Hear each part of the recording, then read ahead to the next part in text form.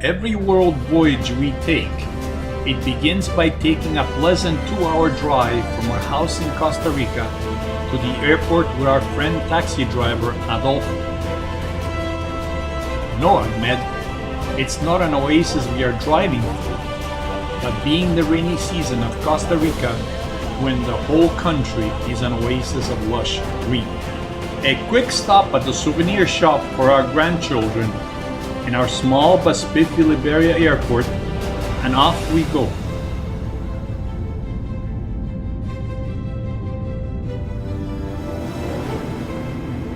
Outside our window you see Papagayo Touristic Zone on the Pacific Ocean, where on this peninsula the prestigious Four Seasons Hotel was built in 2004.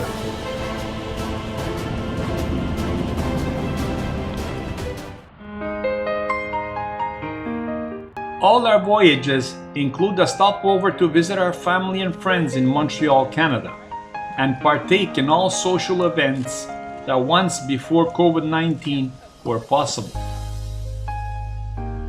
Actually, our trip was synchronized this time with our nephew and niece wedding that we would not have missed for the world.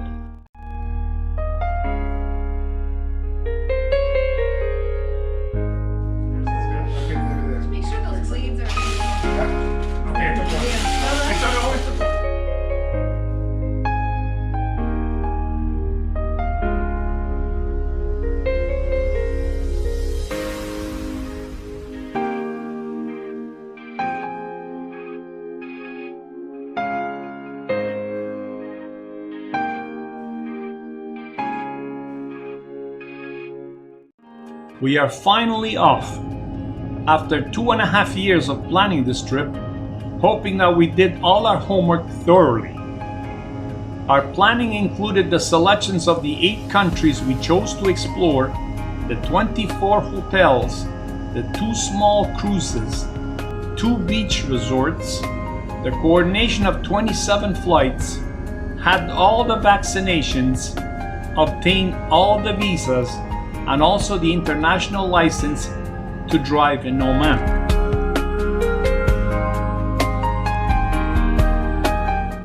A short flight from Montreal to New York this morning, and then we will embark the Airbus 380 for the overnight flight to Dubai. The A380 is for me the finest flying machine that man has ever created. You don't have to be an aviation fanatic like me to be amazed how this giant takes off like a feather. We love Emirates so much that we have flown with them 16 times in 3 trips through Dubai, and 6 of those flights have been with the A380. This airplane will stop its manufacturing next year due to poor sales and as its need has been further reduced by COVID-19. Notwithstanding, we will keep flying them as long as they are in use. After that, we will have a scale model with all the pictures and videos to remind us of the memorable journeys we took together.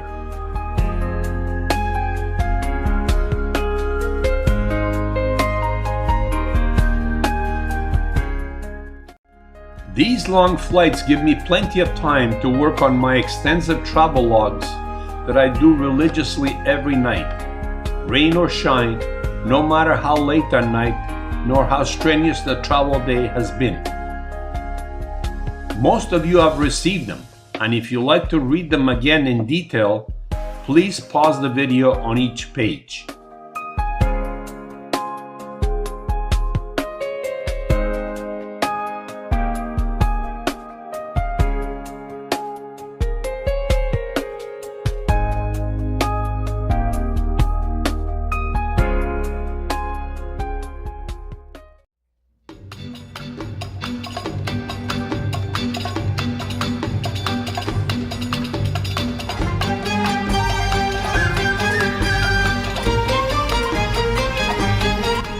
Now that we have flown halfway around the world without sleeping, we took the opportunity due to the 10-hour layover in Dubai before our next flight to Muscat, Oman, to take a 4-hour excursion to Abu Dhabi, still in the United Arab Emirates, 140 kilometers away.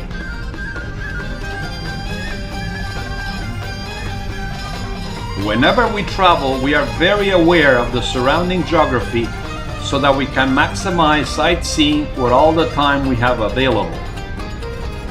The private tour company we had booked could not be found on our arrival, so we negotiated with another company with a brand new Mercedes-Benz. It was the best $200 we have spent ever on an excursion.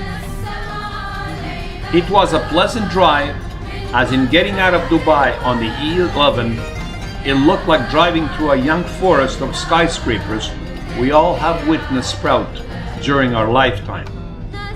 There are a total of 150 skyscrapers in Dubai, third only after Hong Kong and New York City. The excursion planned today is to see the Sheikh Zayed Grand Mosque, the third largest in the world, and to us, the most beautiful. Built between 1996 and 2007 at a cost of $545 million by the late President Sheikh Zayed, who died in 2004 and is buried in the courtyard of the same mosque. We are sure that there are valid reasons for the fact that visitors don't walk in through a main entrance. Instead, you have to descend escalators inside spherical atriums down to a lower floor that looks like a modern luxurious mall. Then you must travel through kilometers of air-conditioned airport-style underground corridors flanked by luxury merchandise outlets.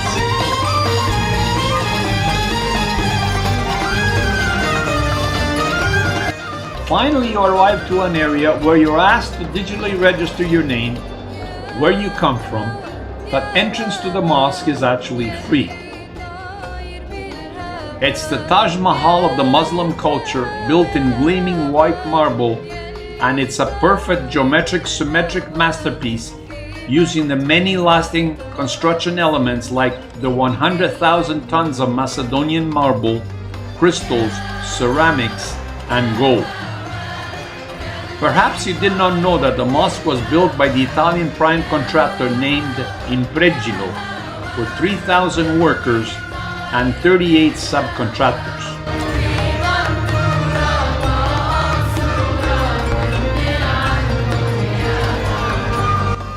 The majestic mosque, with countless domes, minarets, and arches, is a Mecca, metaphorically speaking, for photographers and students of architecture like me. Important to know that all visitors, including non-Muslim believers, are welcome except Friday morning prayers, providing men wear long trousers and women wear a traditional robe, abaya, and headscarf, shaila, which are provided, and everybody must be shoeless before entering the mosque.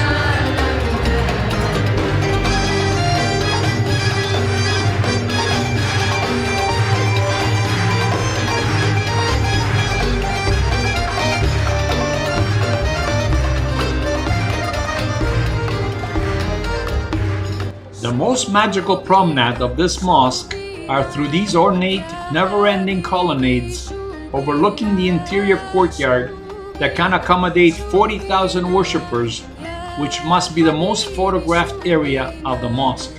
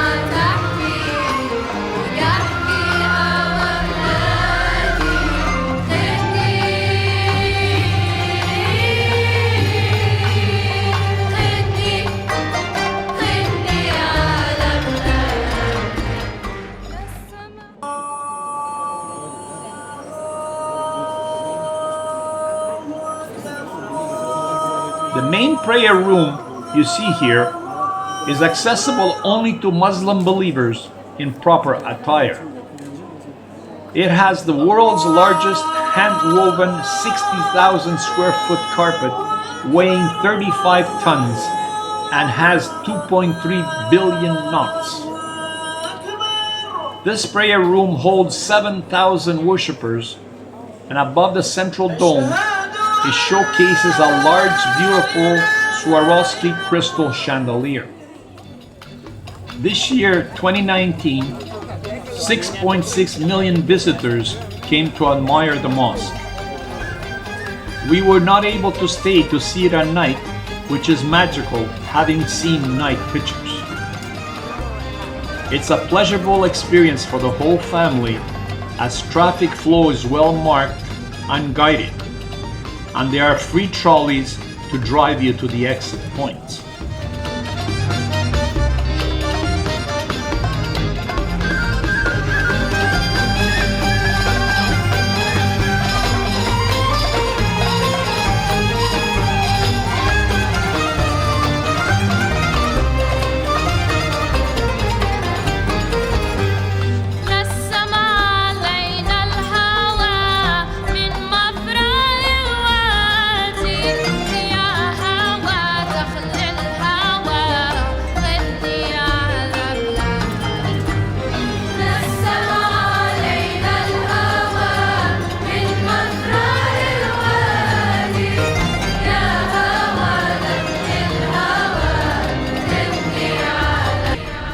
Here we are on the way back to Dubai, admiring its impressive skyline, where we can see running along the expressway a fully automated, above-ground luxurious metro system, with its stations with this peculiar turtle shell roof.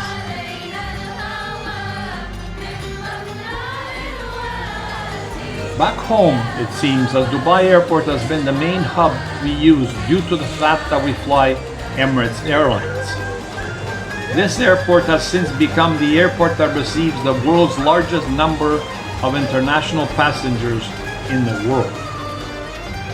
Well, it's late, and taking now a short flight to Muscat, Oman in a practically empty 777 Emirates plane. Just imagine that we purchased choice seats without knowing. Landing at Muscat Airport, we are surprised to see a brand new state-of-the-art airport built last year in 2018. Built in Omani-style architecture, designed by Danish architect and built by Greek, Turkish construction companies. Imagine, even rival countries can work and build together.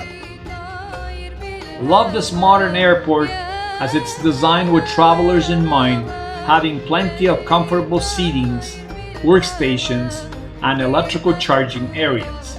A short drive to our Coral apartments was a welcoming sight after being in the air 15 hours, 3 flights, 4 countries without sleeping. Now it's 11 p.m. Oman time as I settle in to write the day 2 travelogue that you see that follows.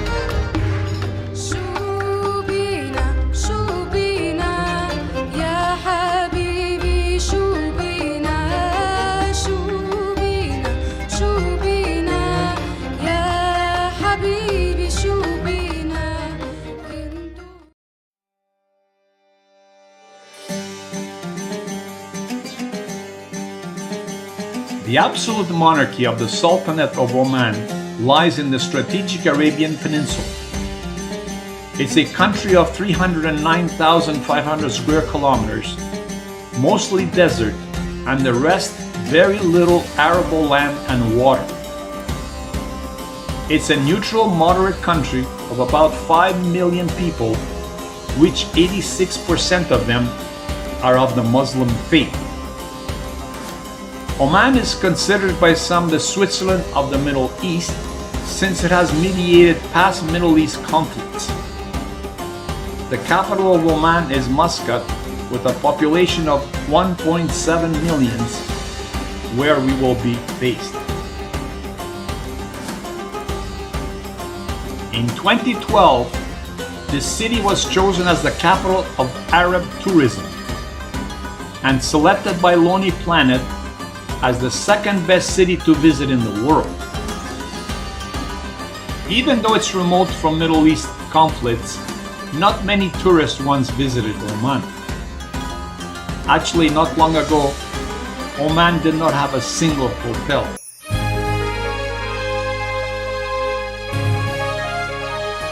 Today, Muscat is one of the fastest growing tourism destinations in the Middle East, as it still retains the authenticity of an Arabian city in the absence of a Dubai-style skyline. For 300 years, Oman has had a strong affiliation with UK for mutual interest, and English is widely understood in Muscat. It's 4 a.m. and up already, mainly due to jet lag and the curiosity of waking up in a foreign country. The taxi dispatcher suggested to use taxi driver Ahmed, as we negotiated to hire him for 1/2 day to explore the highlights of Muscat. We are still periodically in touch with Ahmed, and we recommend him should you need his service in Muscat. As you will see, he is elegantly dressed in traditional Omani clothes, and since he's well connected and knows the touristic sites, he was also our guide. Before the Muscat tour, Ahmed took us to a small restaurant where we had eggs on pita bread, and surprisingly, he insisted that he pay the bill. We find Omani people very amicable towards tourists.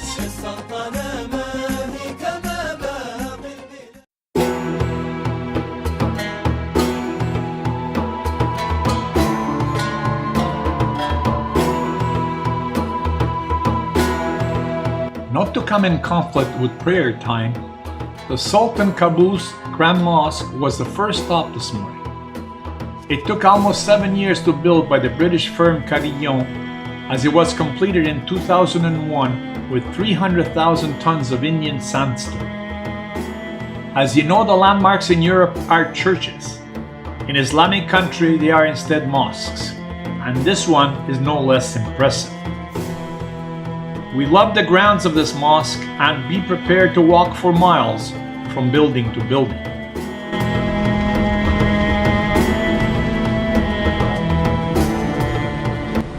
Yes, once again we must remove our shoes.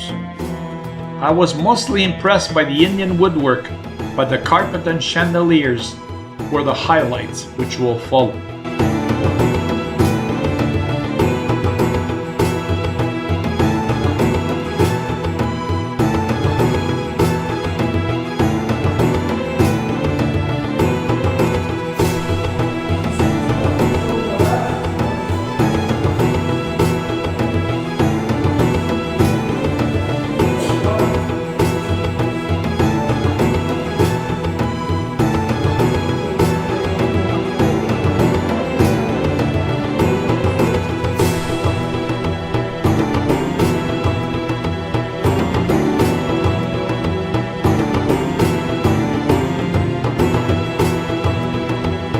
We are entering the prayer room, where its carpet is a major feature of the interior design.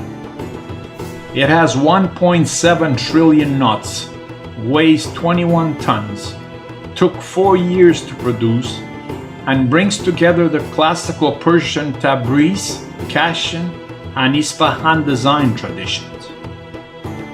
28 colors in varying shades were used, the majority obtained from traditional vegetable dyes. It used to be the largest single-piece carpet in the world, but now it's the second, after the one in Abu Dhabi. The carpet measures over 70 by 60 meters and covers the 4,343 square meters of the entire praying hall.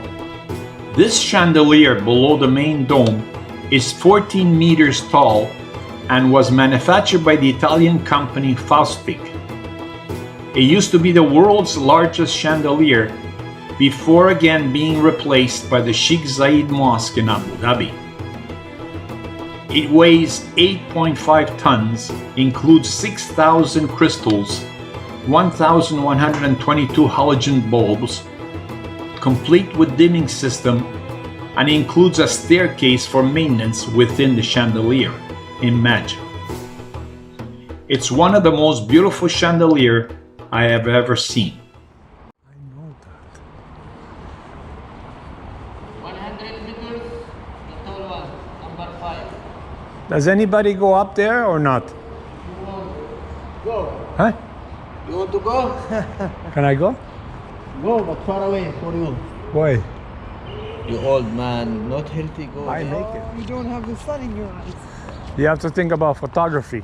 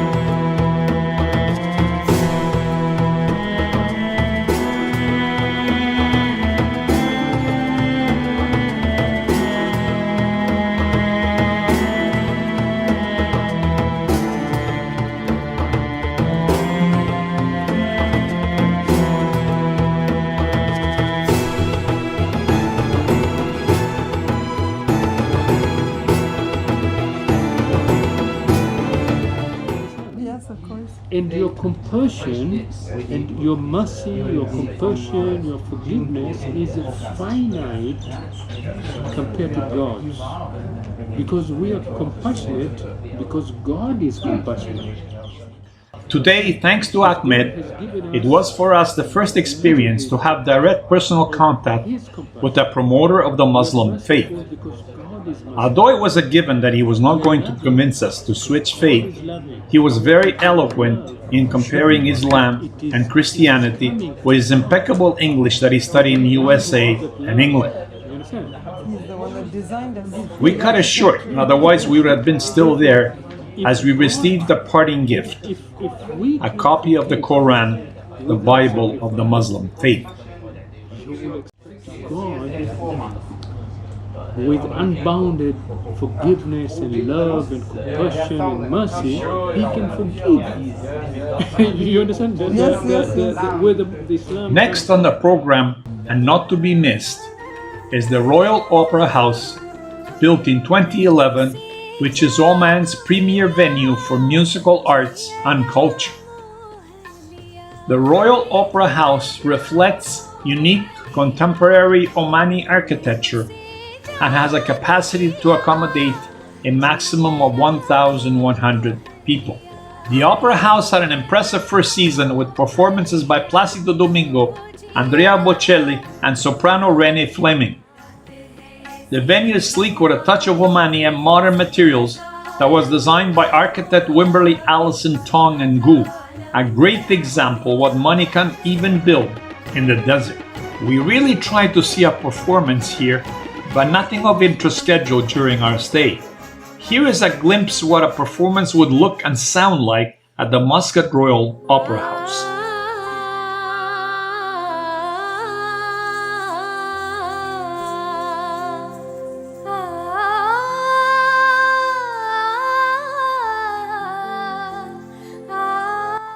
Although the venue itself is spectacular, the entrance waiting area is my favorite. As you can see, it's rich in details and perfect symmetry. Imagine now a well-dressed crowd in attendance in this hall, and you have the opulent setting this opera house was designed to be. We have seen many opera houses around the world, but the first where precious wood was abundantly featured.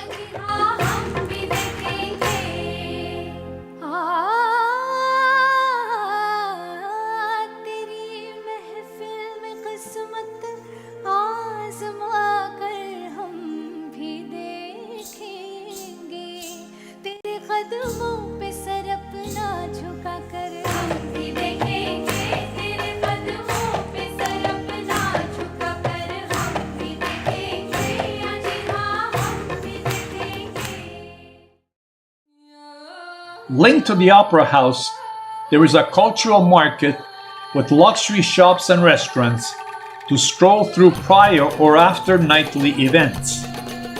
So we too had a look. To complete the half-day tour with Ahmed, we drove a short distance south to Mutra, to us the prettiest district and port area of Muscat.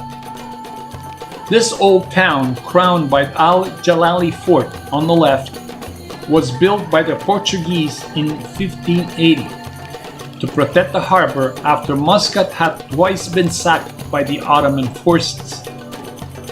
It fell to the Omani forces in 1650.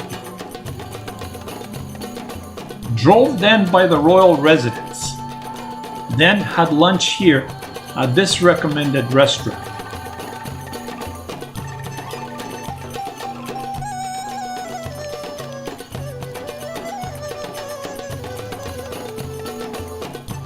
While having lunch, we were admiring the beautiful port and the two king's ships that dwarfed the port. The Sultan Qaboos bin Said, that just passed away last January, had built two mega yachts, the latter named Al Said for his personal fleet.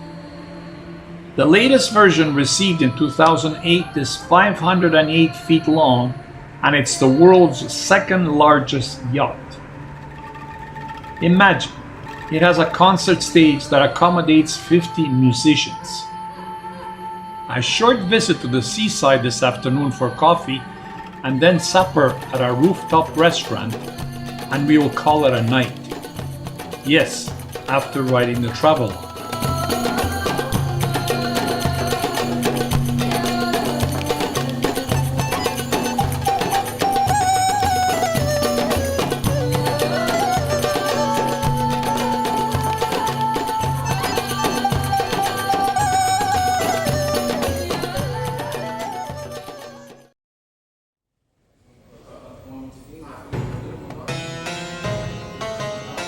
We will be leaving our Coral Muscat apartment this morning to rent a jeep and venture inland Oman. It does not take long to realize the stark lunar landscape of this country, not even considering what lies beyond our destination is the Wahiba Sands Desert. As you may know, we love the lushness of our planet equatorial belt, but this landscape is definitely different, making one value more trees, forests, rivers, and lakes.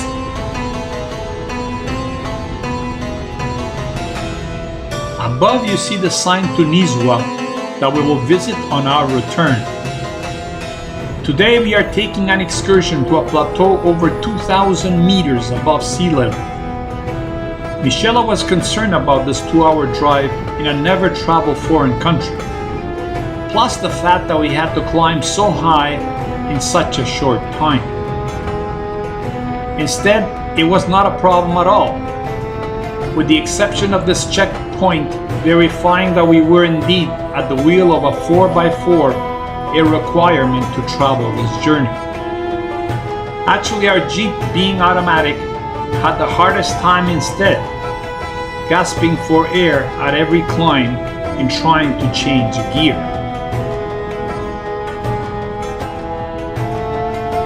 Yes, there was the occasional stray goats obstacles, but the curvy road was in good shape with guardrails. The map of our journey gives you an idea of the terrain.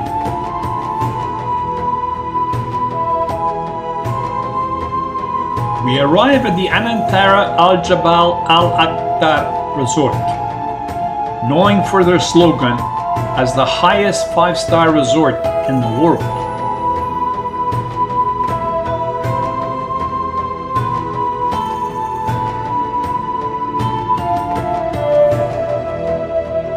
Built in the Omani style architecture, perched on the edge of the canyon in the fabled Green Mountain, making its geographical location the resort's main attraction.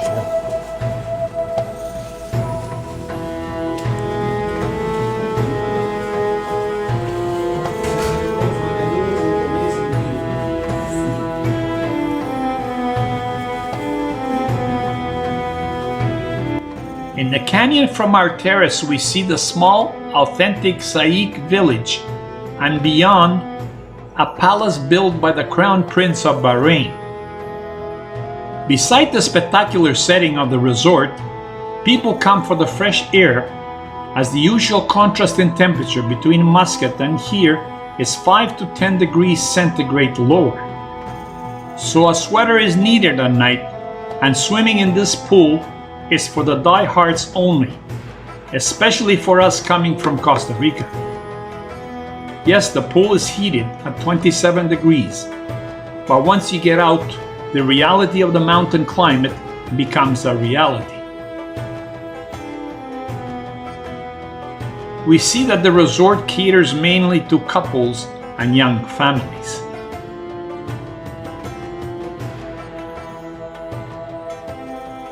After having an expensive light lunch, the balance of the afternoon was to explore the resort, the grounds, and its dramatic views.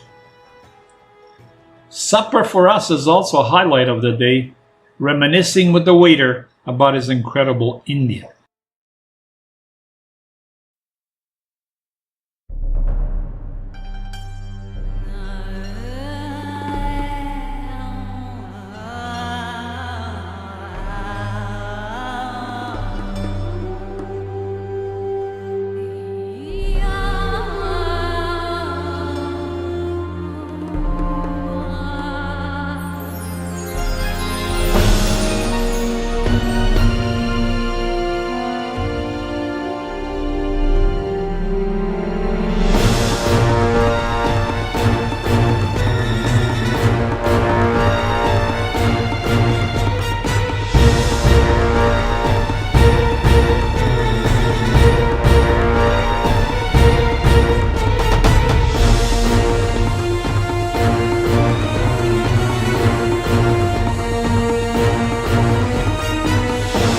A leisurely day today as the sun rises above the Al Ahar Mountains.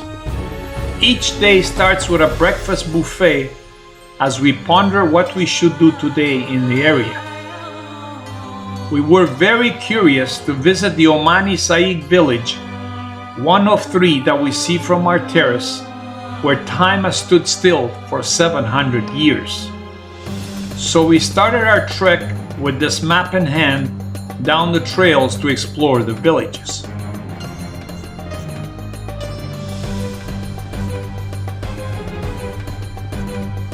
As you see, the old villages are abandoned, and we have been told they're inhabited only 1 month a year. We imagine perhaps to harvest their local crops. The trek is for photographers like me, offering different panoramic points of views of the valley along the canyon. Here you see the incredible cliff edge terrace farming. Actually, the only sign of life today was these Omani loading their pomegranate harvest. From this angle we see our room, how it is perched on the edge of the cliff. Back for lunch to our resort. Interesting to note that this remote hotel was built in 2016 around this Diana point when in November 1986 Lady Diana and Prince Charles arrived by helicopter. Since then, this area could only be reached by donkey or on foot. This plaque is testimony to that event. In the afternoon, we took a drive to see where the Alila sign would lead us to as we follow the sign along this canyon. We had to be creative for the gatekeeper to let us in to have a look once there.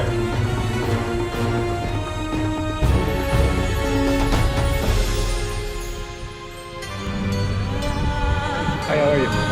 We're invited from our friends to have lunch together. Alila, we discovered, was the name of another remote resort perched along the canyon. It does have some nice vistas, but we liked it less, the hotel, mainly due to its dark stone cladding.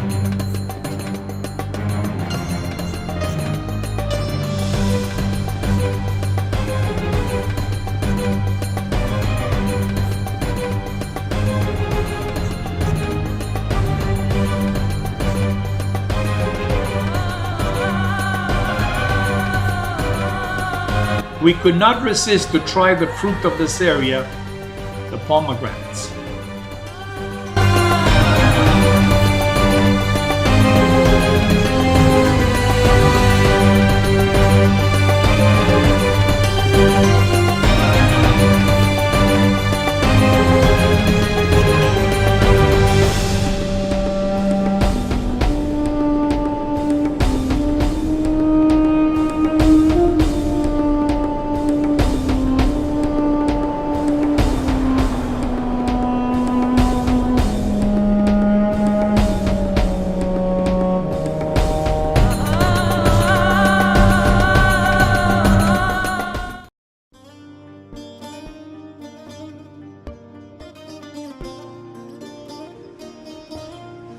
A last stroll this morning around the resort, as we are realistic every time we visit an off-the-beaten-track destination that our visit would be the last time we would be in this location. Nice day.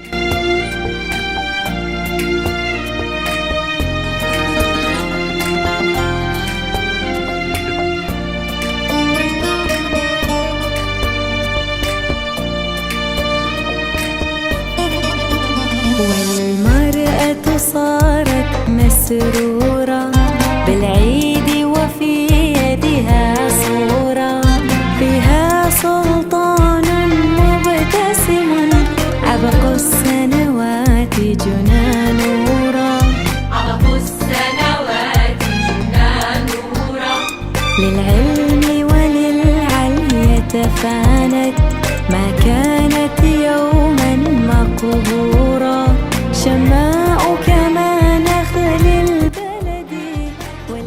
After breakfast, we check out and begin our descent to Muscat.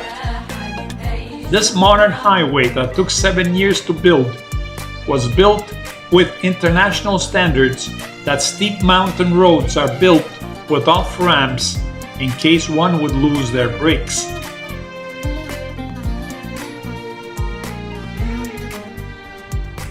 When planning this trip, we could not pass on visiting Nizwa as it lies on the crossroad to Muscat. To me, it's the most authentic Omani town we saw on this trip. With a small population of 72,000, it maintains the quaintness of an Islamic Arabian town. في يدها كتب طبشورة أم عاملة تبني وتشيد للتاريخ قصورا أستاذة علم ووزيرة وسفيرة عضوة دكتورة قائدها قابوس الغالي يا وطنا أسست جذورا يا وطنا أسست جذورا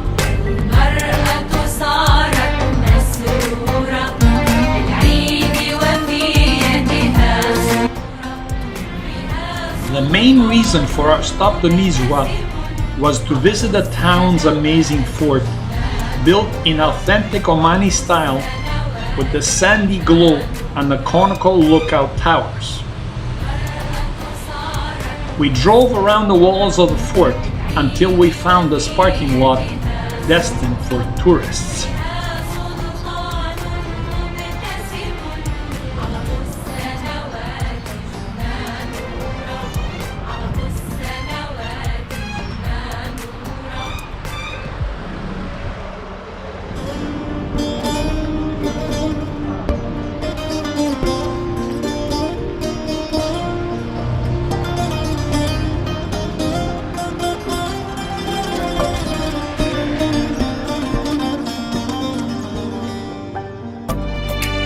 The showcase of Nizwa is its fort that was built in 1668 AD by Imam Sultan bin Saif al-Yarubi.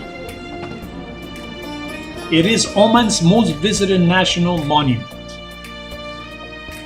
The fort was the administrative seat of authority for the presiding imams and wallahs in times of peace and conflict. The main section of the fort took about 12 years to complete and was built over an underground stream. The fort is a reminder of the town's significance through turbulent periods in Oman's long history. It was a formidable stronghold against raiding forces that desired Nizwa's abundant natural wealth and its strategic location at the crossroads of vital routes. The fort is also a museum and showcases artisans showing us the visual reminders of their cultural heritage. We thoroughly enjoyed the visit and recommend it to anyone visiting Oman, being only 140 kilometers away from Muscat.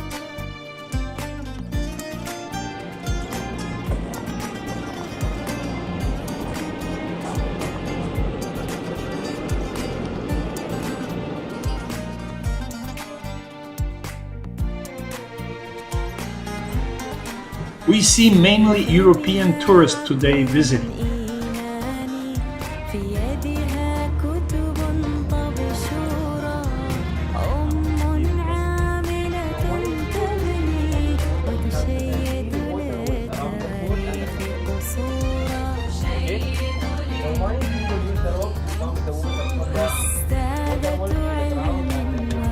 Nizwa is one of the oldest cities of Oman, as it was its capital in the 6th and 7th century AD.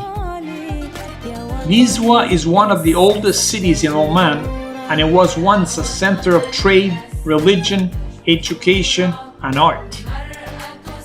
Its Jama, Grand Mosque, was formerly a center of Islamic learning. Today, Nizwa is a diverse, prosperous town with numerous archaeological, historical, and recreational aspects.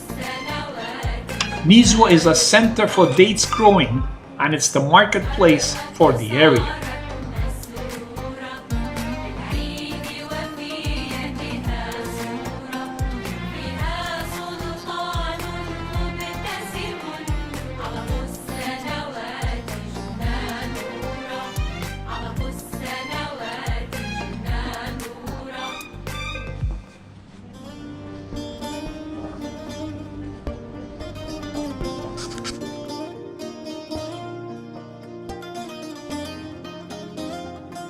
Visiting this date market was planned in advance.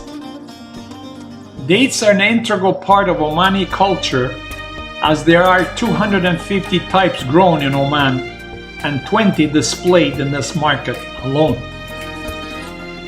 I felt like a kid in a candy store, as dates are one of my passion fruits. Found best this type, where they insert an almond in each date. It is said that 15 dates daily have the necessary ingredients to sustain human life. The visit to Nizwa would not be complete without visiting their souk, Not the large scale you see in other Arabian metropolis, but no less interesting. تفانت ما كانت يوما مقهورا شماء كما نخل البلد والليل أزاحت ديجورا والليل أزاحت ديجورا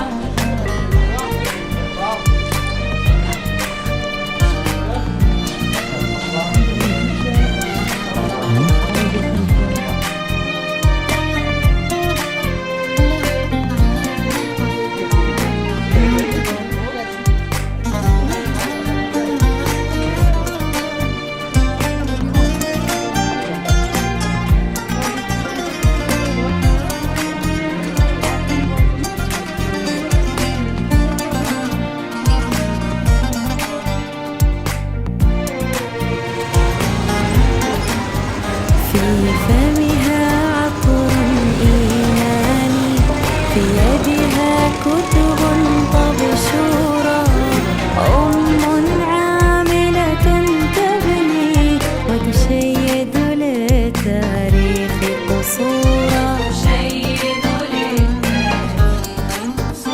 أستاذة علم ووزيرة وسفيرة عضوة دكتورة قائدها قابوس الغالي يا وطنا أسست جذورا يا وطنا أسست جذورا المرأة صارت مسرورة بالعيد وفي يدها صورة فيها سلطان مبتسم على السنوات جنان نورا على السنوات جنان نورا المرأة صارت مسرورة بالعيد وفي يدها صورة فيها سلطان مبتسم على السنوات جنان نورا على السنوات. Last day in Oman, as we venture on our own today, without a GPS or a map, south to Mutra, the port area of Muscat.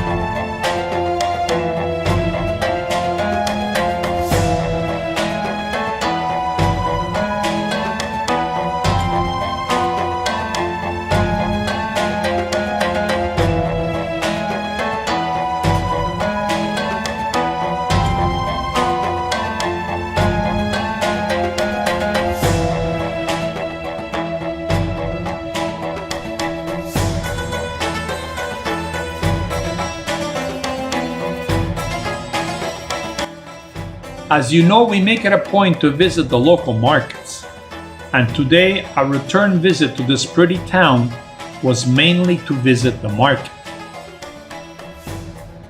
Although the market displays fruits and vegetables, the market is renowned for their fish and seafood. Today the tourists outnumber the shoppers, as you can see. We see plentiful catch of mainly bluefin tuna, red snapper, lobster, and shrimp.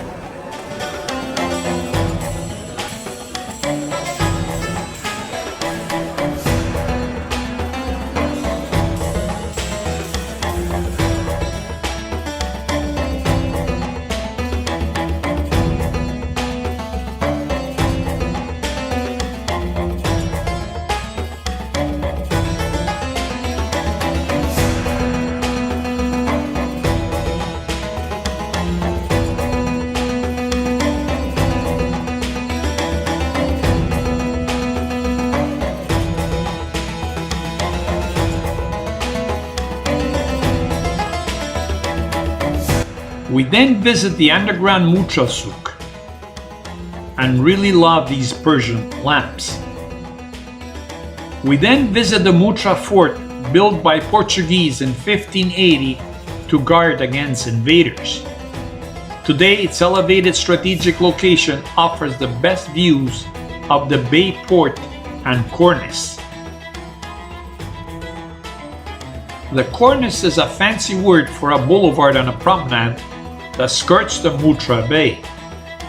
As you see, it's a pleasant drive, as its curvy road trip is a great way to see this town.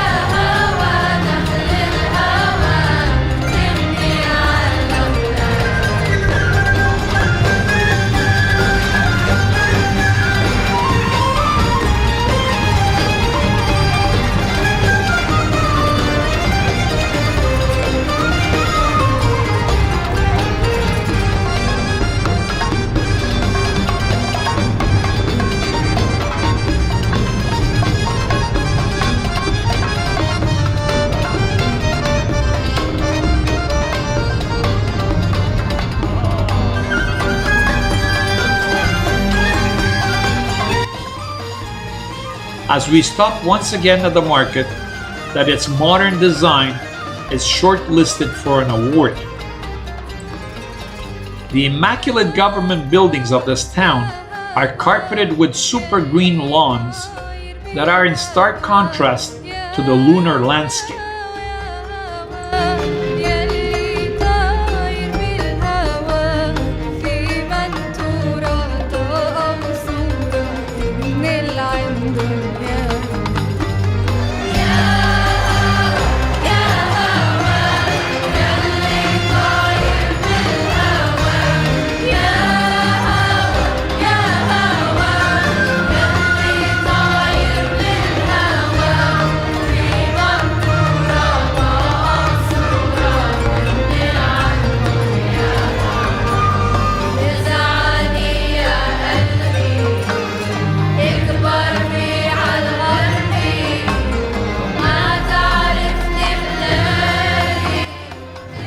We continue further south to Al Had area where the road ends at this resort.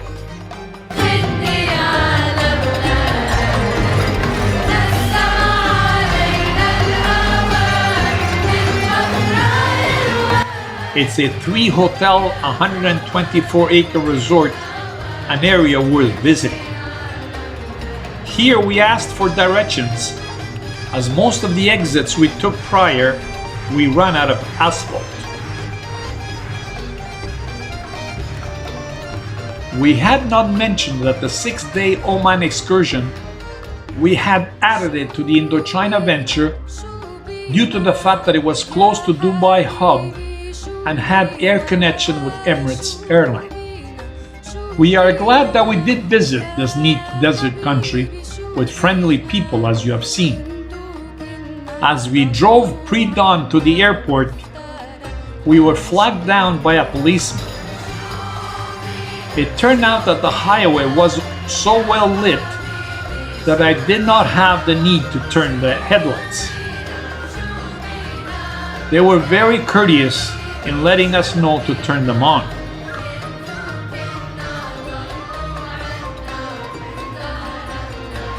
We hope we can revisit Oman on a subsequent transit of the Dubai hub.